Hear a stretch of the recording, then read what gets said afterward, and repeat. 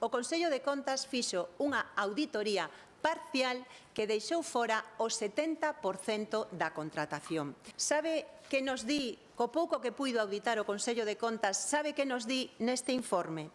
Dinos que hai deficiencias nas memorias xustificativas, que non hai unha mínima concurrencia entre as empresas, que se fixeron contratos verbais que logo non están documentados, que se adxudicaron como contratos de emerxencia, contratos que estaban iniciados antes da declaración da pandemia. Sabe, por exemplo, que máis di este informe do Consello de Contas?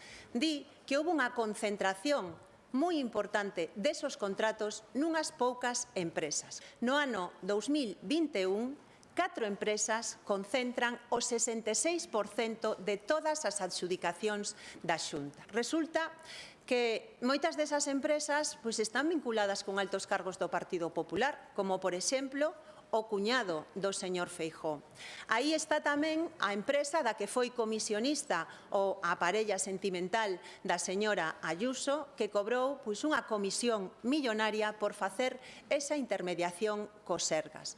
Ou temos tamén a compra de máscaras que logo resultaron inservibles porque non tiñan as certificacións legais necesarias, pero a Xunta seguiu contratando con esa empresa simplemente que con outro nome.